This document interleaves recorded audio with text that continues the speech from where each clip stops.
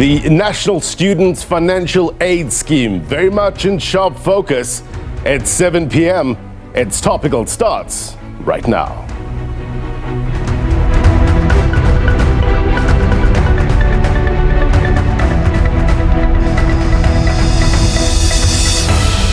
A very good evening to you, South Africa, those watching around the world. My name is Blaine Herman, and this is It's Topical, our digital audience with us tonight. Among them, our guest, Professor Bawa. It's good to see them. We're going to get their questions for our guests in a short while. Now, the National Student Financial Aid Scheme, part of their mission is becoming an efficient and effective provider of financial aid to students from poor and working class families. How? Well, they say in a sustainable manner that promotes access to and success in, crucial, higher and further education and training. Good. In pursuit of what end?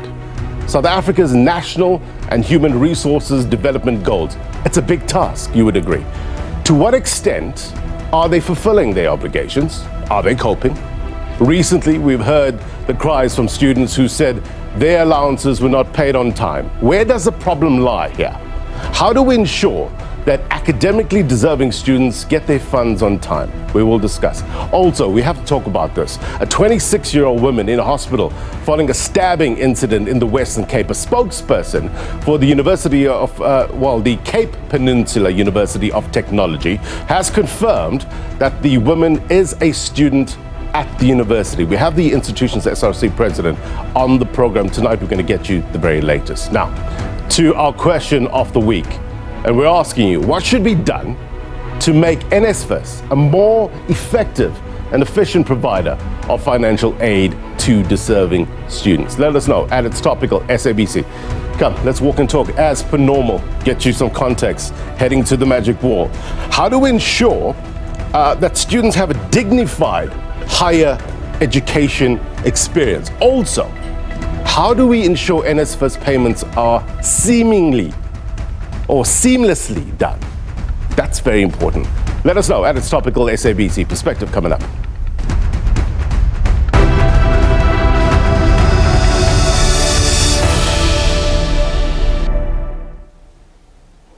All right, let's get you some context. And as always, let's turn to the magic wall for that.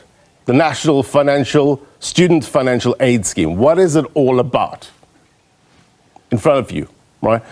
It's aimed at providing financial assistance to students in need.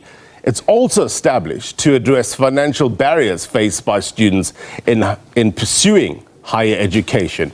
There's eligibility criteria. Undergraduates at public universities or TVET colleges in South Africa, those in financial need, academic performance, South African citizenship, or permanent residency, all SASA grant recipients. It goes on in terms of this.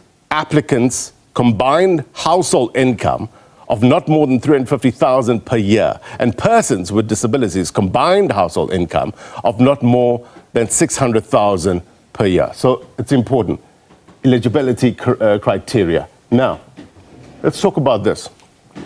We caught a sight of a statement back in August where the board of the directors of Universities South Africa said they were deeply concerned about the key challenges, Universities South Africa, that have been created by the National Students Financial Aid Scheme.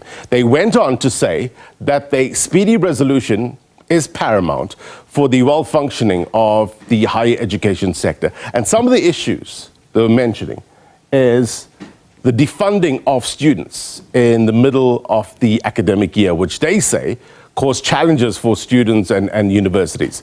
The board also took issue with NSFAS's decision to disperse students' allowances directly to the students out of concern that the system that NSFAS was implementing had not been tested at universities. Important point. We will discuss that. They say NSFAS was advised to implement this system in a phased approach within universities, right? What risk does direct payments pose? We will find out soon. The other concern was student accommodation capping. The board at the time said they made representations to the Minister of Higher Education, Science and Technology regarding the NSFAS policy of student accommodation capping.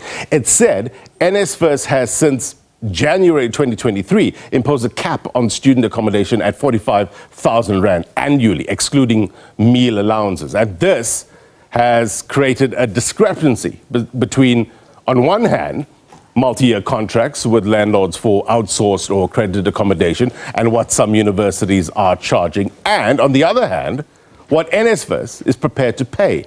This, they say, has implications on student debt and students' continued stay within when landlords cannot be paid fully. So that, in a nutshell, are some of the issues at play here. Context, important, we will discuss. Now, to our regular word on the street feature, where we took to various institutions of higher learning in Pretoria, eagerly seeking diverse insights and perspectives on this topic. And this is what some students in the capital city had to say. Watch. Personally, I believe that the current system that NSFAS uses, firstly to defund students, is not consistent, because we find ourselves in a place where someone is funded on Monday, defunded on Wednesday, funding is reinstated come Friday, but the criteria they use you actually aren't sure anymore because people are defunded for reasons that are not correct. NSFAS is very effective in our lives as students because right now we are facing a tough time and they've been there for us and they've shown their presence where they are needed to be. We have students who have been struggling financially from plus minus 6 months. We find out that there is a student from this University of the People who have never received any amount from June until this time. So you must also ask yourself, or no, how is this student surviving? I'm also one of the victims. I still haven't received my allowance. And then it's not only for this month. And myself as a student leader, it's so somehow because students need to come to me and fight for them. And how am I going to fight for them? Whilst also myself, I'm also a victim. So it becomes a very serious problem. We need clear answers, we need dates, we need what's happening constantly. Communication is completely off. You call the hotlines, they put you on hold for 2+ hours. For simple things like you may just need to ask for an appeal and stuff. I'm quite frankly tired of NSFAS in this regard. All right, we appreciate your thoughts on this matter. Let's get straight to the discussions. We've got a number of guests present in studio as well as virtually, also a digital audience as well. Slumezi Skosana is from NSFAS Spokesperson, also Professor. Let me shake your hand, sir. Ramodungoane, Tabane, Educational Psychologist from UNISA. Thank you very much indeed for being present. We also have Professor Bawa, CEO of Universities South Africa, joining us virtually, as well as our digital audience. We're going to get their take as well, concerned about what they deem is problems for students, but we will find out more about that. Mr. Skosana, let's start with you first. And you heard the cries of some of the students who say they weren't paid on time. Bring us up to speed with regards to the disbursement of these funds. Have all students now received their funds?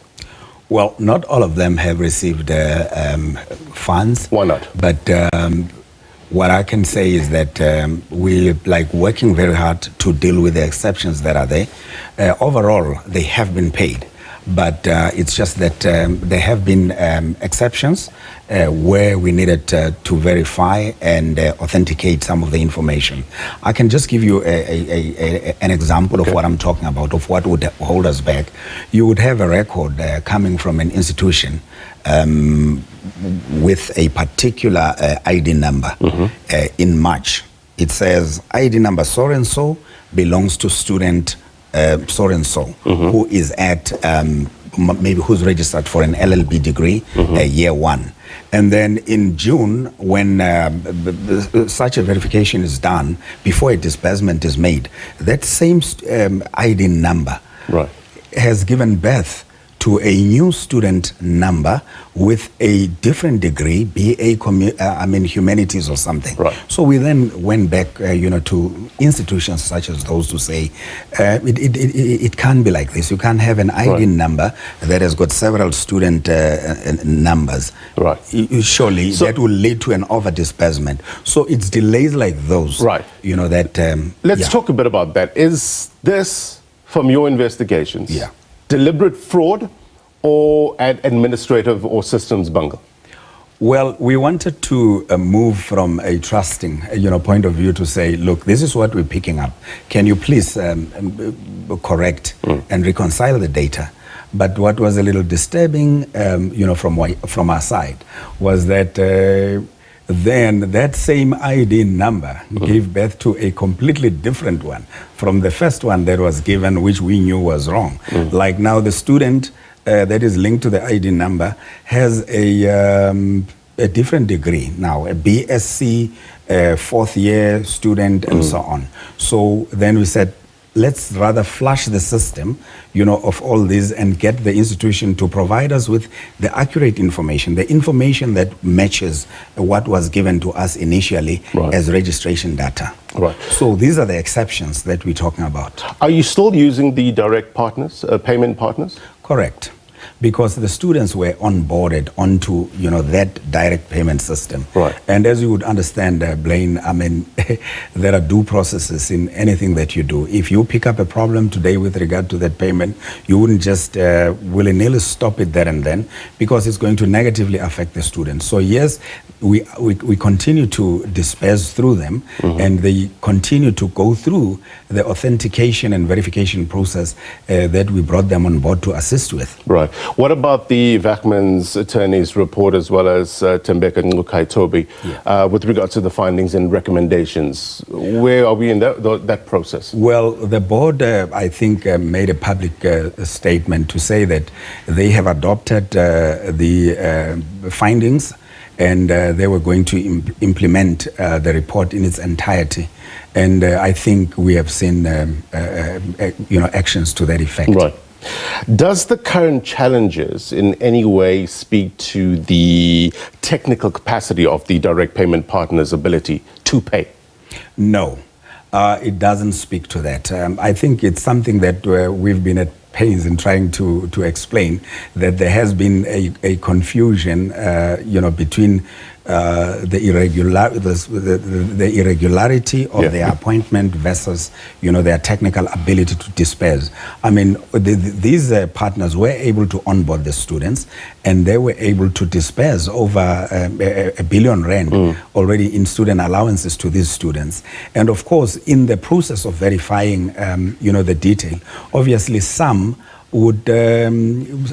payments would be blocked because maybe they have not completed the KYC, which is where we were saying that... What is the KYC? Well, not your client, but what it is exactly is like to verify that the person that you are paying is a warm body, is not somebody that is... this to eradicate the so-called ghost students. Yeah? Ghost students, where you may need to even take a selfie of yourself so that you can be seen that you are a live human being before the disbursement can be made. Professor Bawa, let me come to you before I get to Professor Tabane. From what you heard, there seems to be an effort in order to rectify any issues or close the loopholes. Your concern with regards to, firstly, the direct payment by NSFAS to the students. Where's the problem here? Blaine, I just want to first of all correct you. I'm no longer the CEO of Universities South Africa. I'm now a professor at University of Johannesburg. So I just wanted to make that clear. Apologize, sir. Go ahead. So let me just say, a couple of things. I mean, first of all, there were deep concerns in the university sector, when I was there at least, about this new system that was put in place, for dispersing student allowances. And there was a firm view within the universities that the system hadn't been tested properly. And in fact, there were predictions made, that we would end up in such a situation. And it might have been more, effective, like had NSFAS taken that advice and really tested the system before going live with it. So that's the first point. Right. The second point I wanted to make is that, I think that, let me just say, I have been Deputy Vice Chancellor and Vice Chancellor and then head of USAF. So I've been in student demonstrations for decades, There's been one current theme through all of that period, over decades, and that is ineffective disbursement of financial aid. Right. And it seems to me, at least, that that what we really need now is a kind of a longer-term approach, which says that we need to reconfigure NSFAS. We need to not just reconfigure, we need to reimagine it. That when it was first established, it was established as an NGO to disperse a few million rand. It's now dispersing tens of billions of rand, and it's been expanded. And we think, at least many of us think that actually it needs to be completely reimagined. What does by the way, what does a reimagined NSFAS look like, Prof?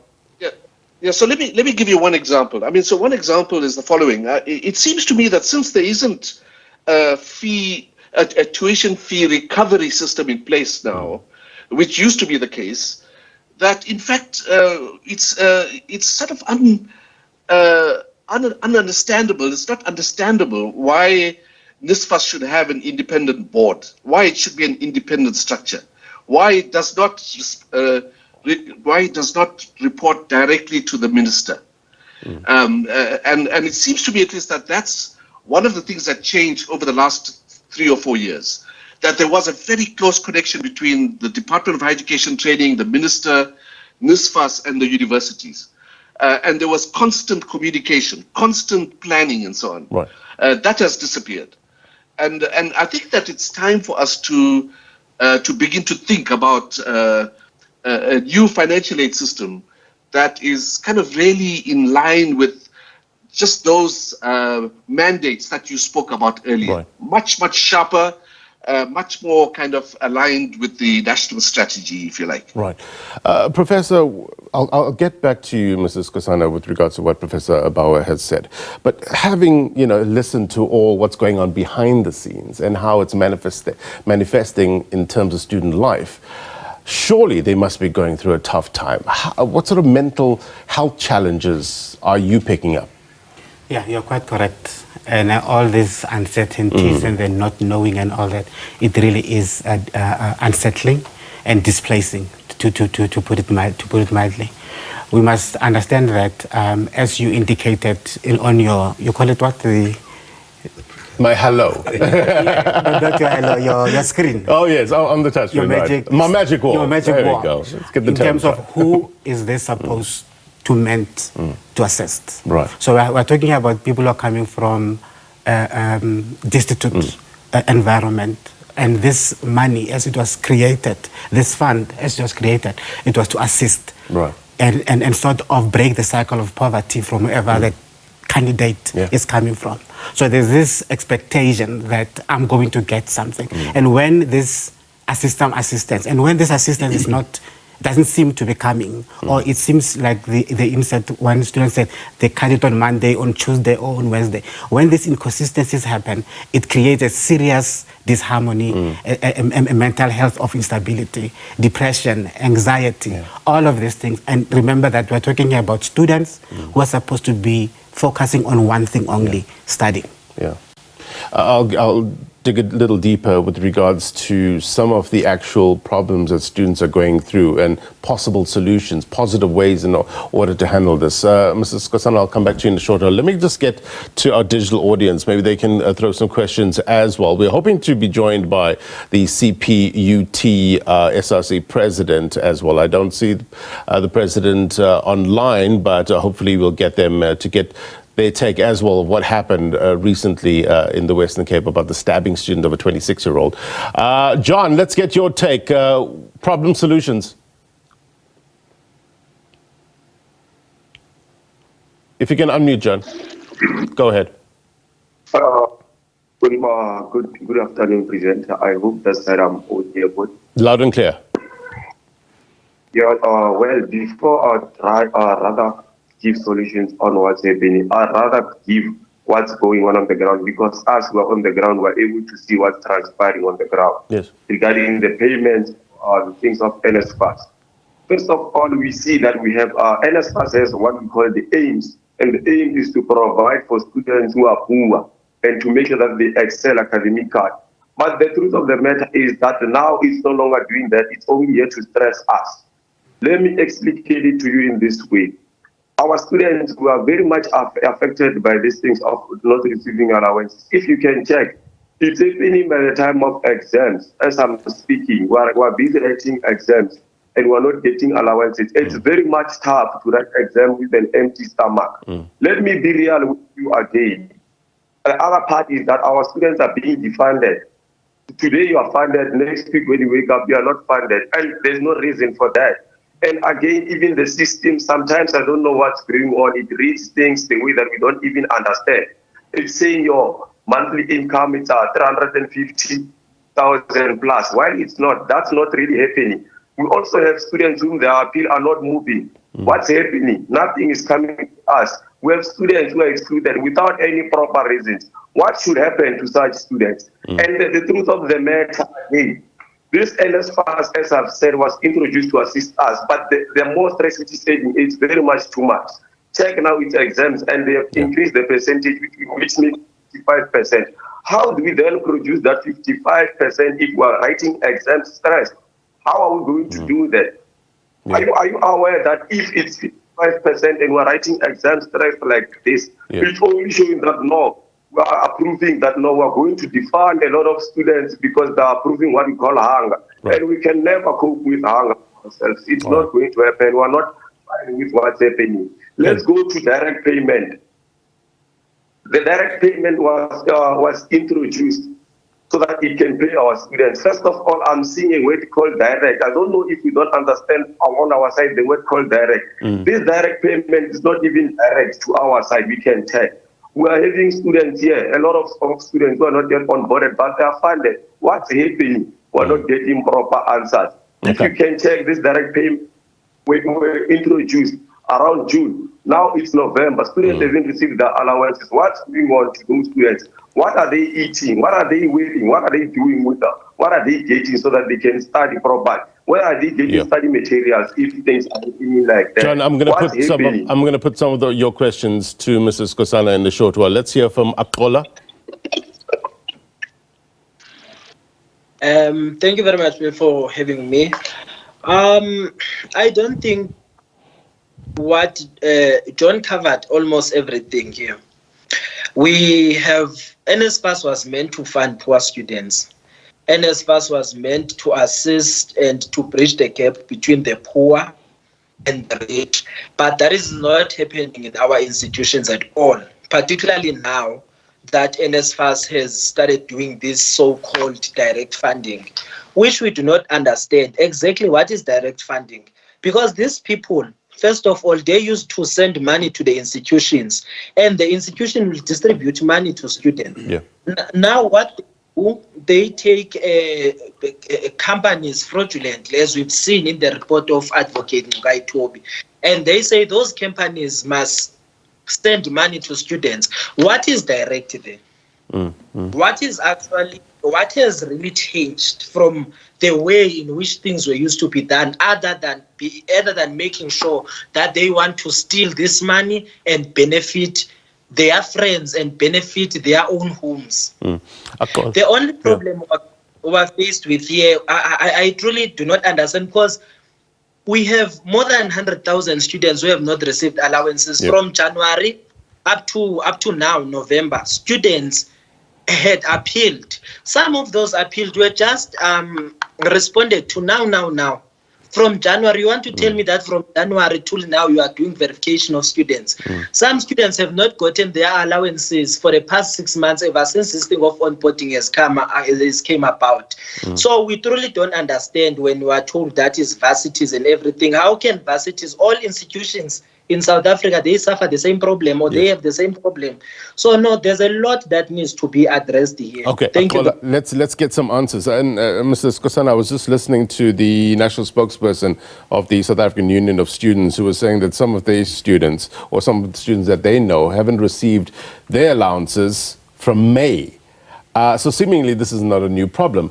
So look, lots of accusations coming through, but you know, the big issue and the sentiment is there a communication issue here? People don't understand, is direct payment really direct?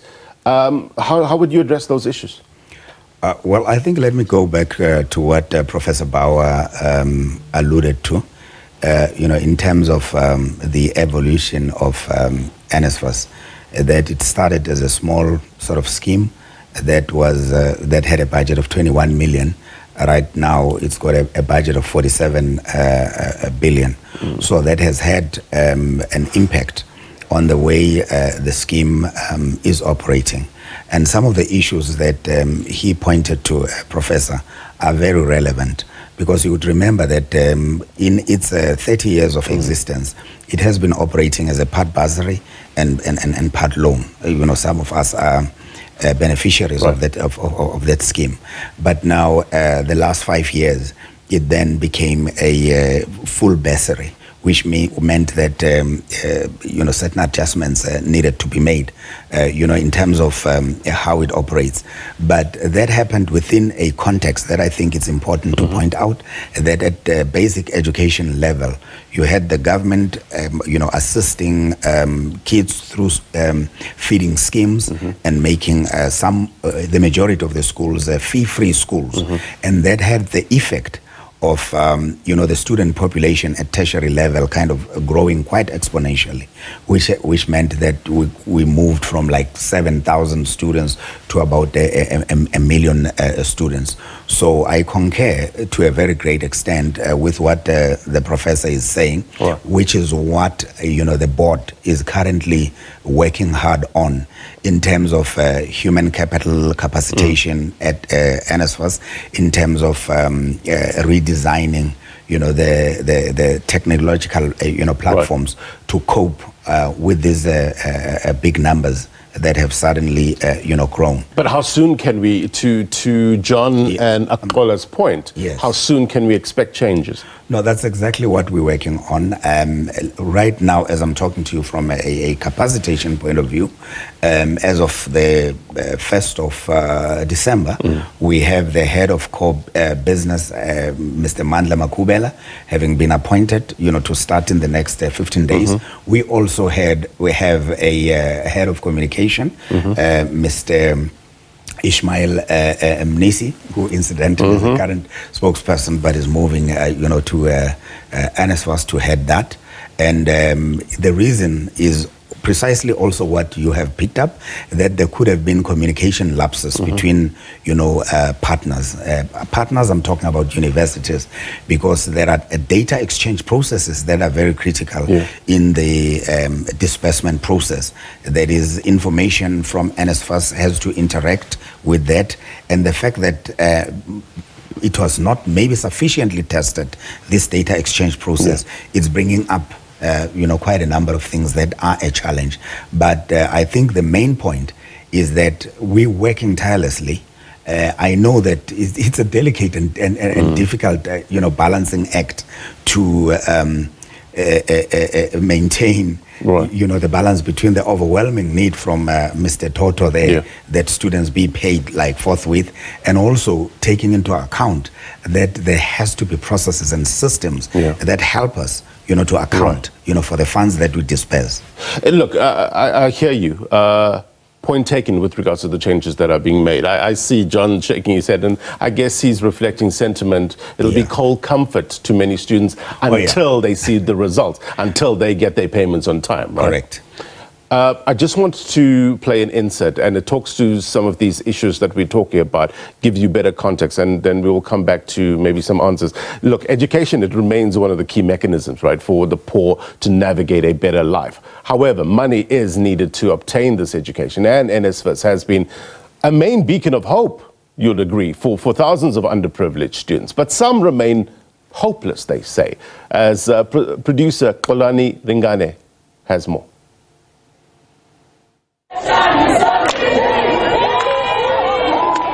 It's a story of repetitions. NSFAS-funded students in limbo, even this time of the year. Among them, first-year education student at the University of Pretoria, Noluthando Mbonani.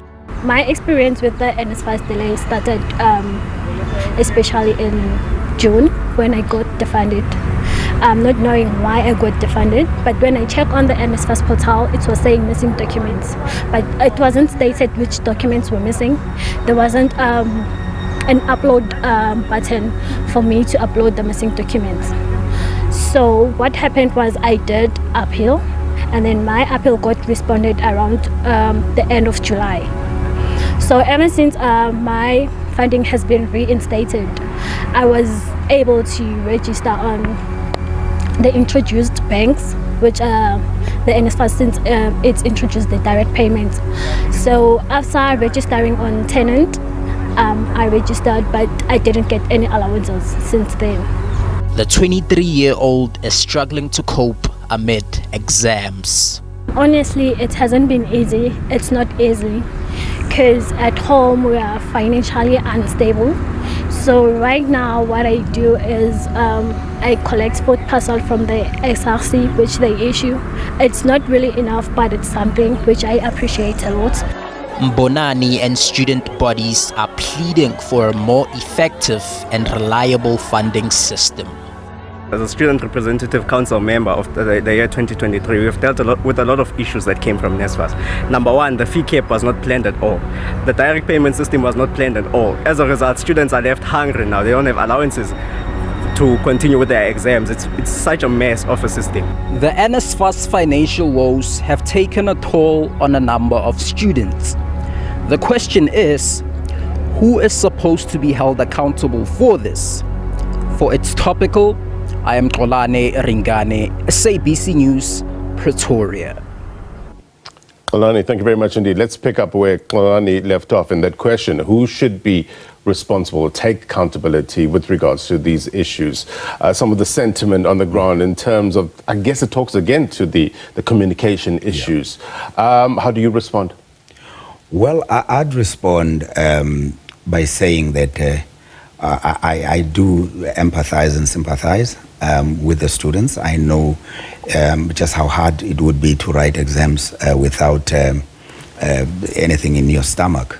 And obviously, like the professor pointed out, and even Tola pointed out, there are progression requirements that people must meet with regard to passing, which means that if you do fail, regardless of what the course was, we would maybe not be able to fund you, going forward.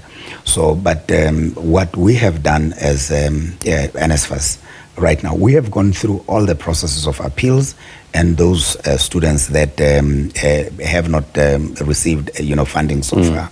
It's just that maybe I cannot break it down to details in terms of, what has happened.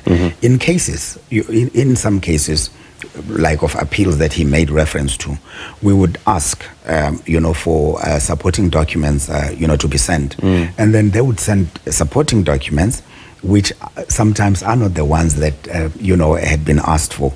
And that tended, to also delay, the process that you ask for this set of documents, and people continue to send you the documents they believe make them eligible for this.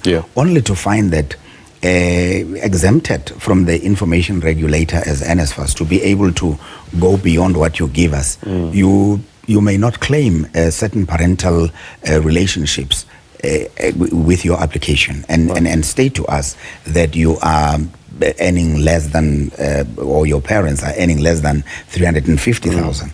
But when we do cross-referencing with your Home Affairs, your SARS, and so on, we find that the story is different. So that would be some of the causes. But I do concede, and I think the board has accepted that, even in a newspaper write-up today, that in our zeal, to try and get things moving and corrected, we might have underestimated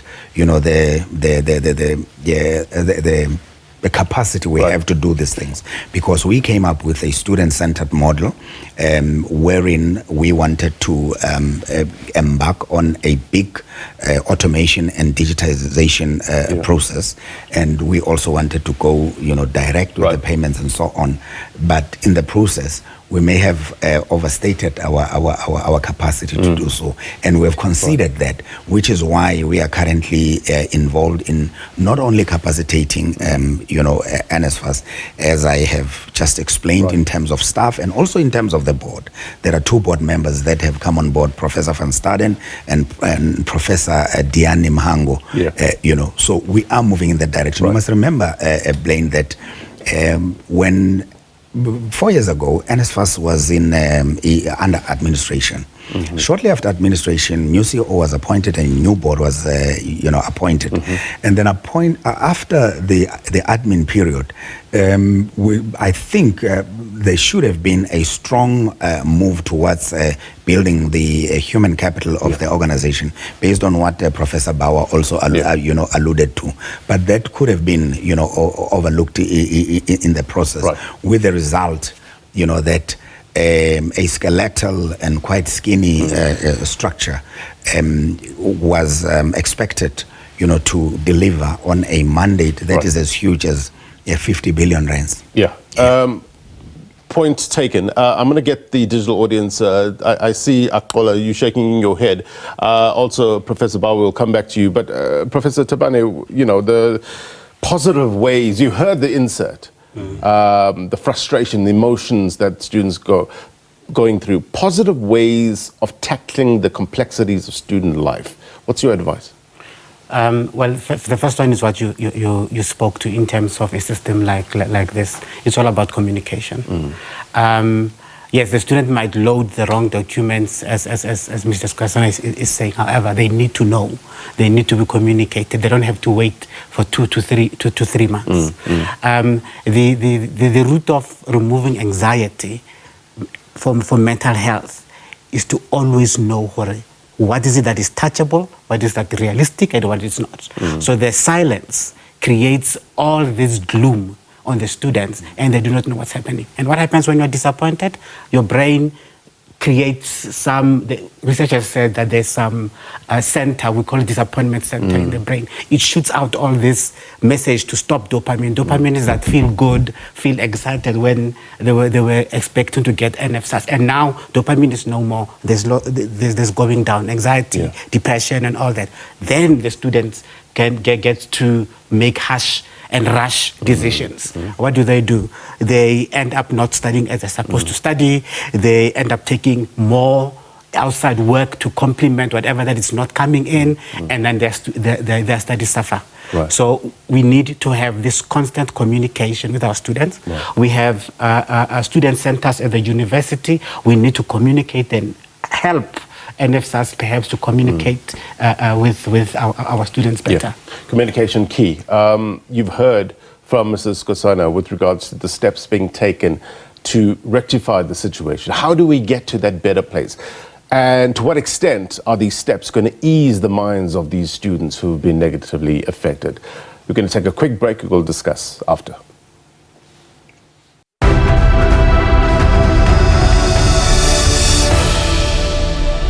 All right, welcome back. You're watching It's Topical. We're trying to flesh out the problems that NSFAS is going through, but also, more importantly, look at the solutions. What is being put in place in order to get us to that better place where students don't have to suffer anymore, don't have to worry about whether they're going to be paid on time.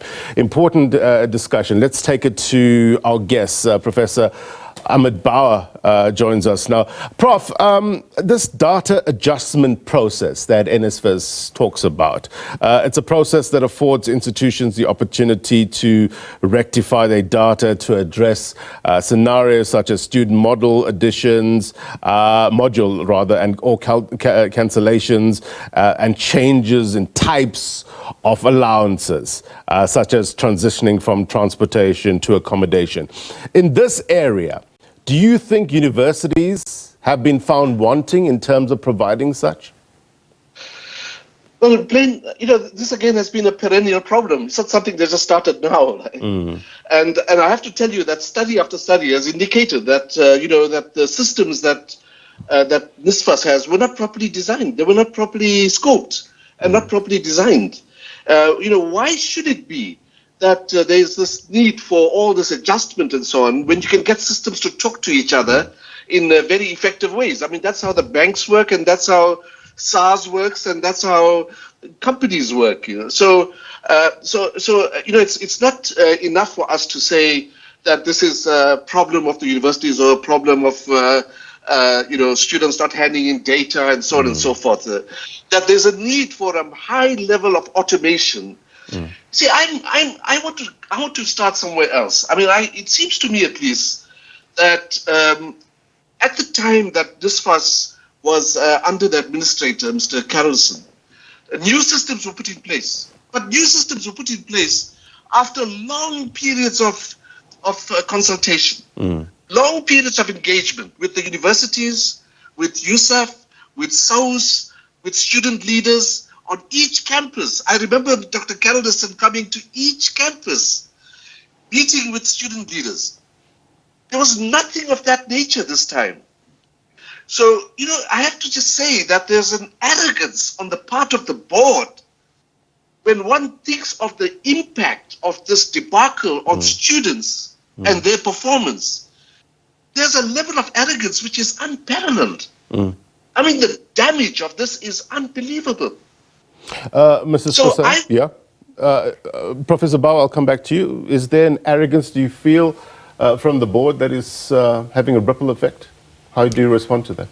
Well, I don't think so. I think the board has demonstrated its commitment, to fixing the temporary instability that we are experiencing.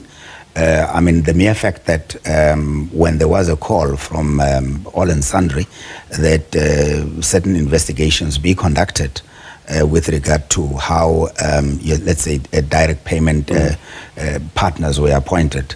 The board wasted no time in doing that. And within a short space of time, which was a month, the report was provided and findings made. And the board, again, wasted no time in ensuring that that finding is implemented. I think it's not arrogance, but even with the appointment of the new stakeholder management executive, it's an indication that what Professor Bawa is referring to will be thoroughly addressed, because as the two professors have pointed out, that there has been a communication lapse and maybe lack of consultation, and so that is being embarked upon, and I think it should expeditiously address these problems. Prof. Bawa, what's the low-hanging fruit here? What's the quick fixes in months, not years? Yeah, no, it's very simple. I have to tell you, because we've done this before. I've been at meetings with Minister Pandor, with Minister Nzimande, with the department, with USAF, with university, with student leaders from each of the campuses, where there's been a thorough a thorough discussion about how to resolve the issues. That's what needs to be done, Just a coming together of the different groupings to try and resolve this issue now. Let's not leave it, this should be done next week. And the minister should be there, because this is directly in his department and in his responsibility. And this should be resolved now. And tell us how, give us context and why this is so important, because I want to understand the extent of demand for financial support to obtain higher education. Is it on the rise? Well, let's just be clear about this, that South Africa's university system has 1.2 million students in it.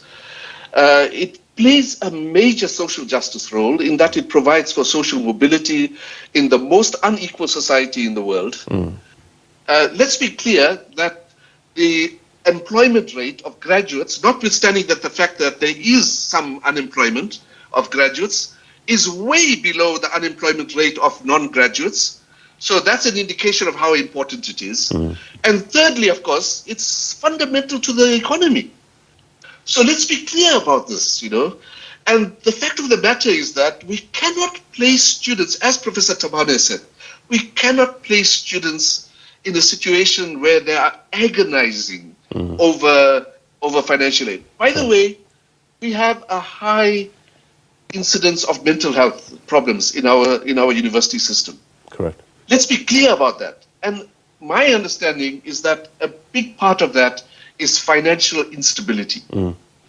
Akola, you were shaking your head in disagreement with regards to what Mrs. Kosana was saying about steps being put in place in order to streamline the disbursement process. You're not convinced? I'm not convinced at all. If I can put it plainly, Mr. Skosana is a terrible liar. Because he is even saying here, appeals have been concluded, of which is not the first time he's saying that in media. Mid-year, he said that appeals have been concluded. He just confessed now that appeals were not concluded. If he wants evidence, we can prove it. We can give it to him within 24 hours. We work with students on the ground. Secondly, when you talk about arrogance, there's arrogance. Him coming here in public sphere and telling lies each and every time he is there is arrogance on its own. Number two, he will never give you specific answers. We asked what is the difference between direct payment and what they've just implemented. He did not respond to that. And second, when it comes to arrogance, we went to Cape Town with 120 students from the University of the Free State to hand over a memorandum that speaks directly and that warned and cautioned on the implications that this so-called direct payment will come with. Did they ever respond to that? They never responded to that. And he formed part of the delegation that came out to receive memorandum. So he must not come in public domain and tell lies.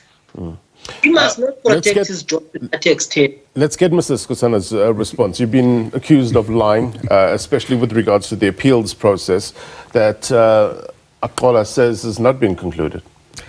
All right. Let me start with what he said. I did not answer, which is direct payments. What do we mean by that? The deployment of fintech companies.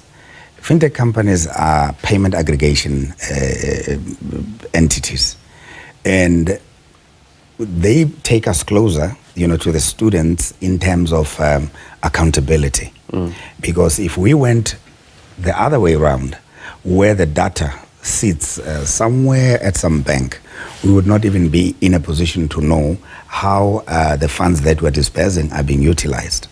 But if you use the services of a fintech company, that data is available, to us as to the spending patterns, and in terms of how these huge amounts of money, can be disbursed efficiently. And like I pointed out, their technical capability is not in question. But it was just the way in which they were appointed, as we have been proven, by the report that they could have been irregular. What about the other issue of the appeals? No, the appeals. I'm not quite sure why he's saying that. I said they were concluded. I pointed out what was delaying, the conclusion of the appeals, that sometimes where the information that we get given does not allow us to conclude, on the appeals. John? Well, I stand to support what was said that Mr. Skosana is a liar. He is excelling in lying. Yes, we can hear now. He's proper. He has a PhD in doing that. Let's go back again to the issue of direct payment. I'm not even sure if he's aware of what direct payment is also doing. It gives money, it takes it back within 5 minutes. What's that? Let me show you the other thing. I think also NSFAS is failing, and they don't want to tell if they are indeed failing. And I tend to point or to say, no, they are also responsible for the expulsion of some of our students. You might ask, well, why am I saying that? If you can check, a lot of our students, they're engaging or they're involved in what we call strikes because of what the issues of NSFAS. And at the end, they tend to be expelled from the institution. What is NSFAS doing? How is it willing to assist our students? And again, we raise issues, and we've been raising issues with different SRC members from different institutions. The problem which we're having with NSFAS now, even now when we speak, we're not getting any proper answers. Proper answers are simply meaning to them giving us no. We'll put everything in writing to say appeals or everything will be finalized this day and students will receive on this day, all of them. That's what we want. Yeah. Mrs. Skosana, I mean, it boils back to communication as well. I mean, what difference would your new communication specialist make in the next month or so? Well, the minister on the 29th, I think, of September, gave the board directives. And one of the directives was that communication with the stakeholders must be drastically improved, which is why this appointment has taken effect. And among them was, I think, one of the 7 directives was that NSFAS must have a 24-hour call center that is fully functional, because there has been a huge outcry that sometimes we receive up to 9,000 calls a day when our system is actually only has a carrying capacity of around 200 calls at a go. So obviously that does speak to also issues of capacity at some level, because surely if you receive that many calls in a day, something is not right. You shouldn't be getting people calling, making those inquiries at that scale. So I think that is what is exactly going to address, which is to make sure that no query goes unanswered, as the minister said in the directives when he was giving that to the board. Look, I guess Mrs. Tabane, Professor Tabane, listening to this, there seemingly is light at the end of the proverbial tunnel. Hopefully we'll get to that better place. But let's give you the final word with regards to what this all boils down to. And it's our children, right? The students. Mental health issues. If somebody, what does somebody need to be aware of when looking at their peers, when they're going through these stresses, be it financial, etc.? Put us in the mind of how we can better help someone. Yes. No, thank you for that question, especially now as John has indicated, they are busy with their exams. Yeah. Now, we need to be very aware and very sensitive to what's happening with our fellow students. People who all of a sudden are not as forthcoming, as engaging as they used to be. What we need to find out what is wrong. People who withdraw. People who just somehow, all of a sudden, they just shut themselves and cut themselves out from the situation. When they talk, there is no incoherence in their talk. They talk in terms of hopelessness. You need to pick such as a fellow student to one another, so that you can support each other, so that you can simply say, how can we help you? The earlier instance, the student talked to the scheme that they get at the university, the food scheme. Find out what is around you to assist you within the university, so that you can go and get assistance there. But at the core, never be alone, and never allow your friend to spend most of the time, the whole day, alone. Because that's where all thoughts that are negative come into play. Sound advice. Professor, thank you very much indeed, Mr. Skosana. Appreciate your time. Professor Bawa, we do appreciate your time as well. John Akole, value added, no doubt. Look, we're trying to get you answers. That's the purpose of It's Topical, to get to that better place that we always talk about. And thanks to my guests for helping us get to that, well, certainly to a point where we can understand the problems, but also look at solutions. Before we go, here's my take. The National Student Financial Aid Scheme exists for an extremely important reason: access. It supports access to higher education and training for students from poor and working class families, and students who would otherwise not be able to afford to study. So a lot is on the line. Operation optimization, it's key. Whoever is making sure that students receive these funds that they are so desperately needing needs to work in an efficient and effective way. Why? Because the impact of NSFAS, as mentioned by the Higher Education Minister some time back, will be felt far beyond now, for decades to come. It was said what this means for those who succeed is actually breaking generational poverty in their families. So let's get it right for the sake of this country's future. And that's my take. If you miss anything, be sure to watch this episode of It's Topical on YouTube. Sports Live up next. If you're watching a repeat of this program, then as always, the news continues. Light and love to all those who are celebrating Diwali. May God bless you and your family. Until next week, my brothers and sisters, take care. Bye-bye.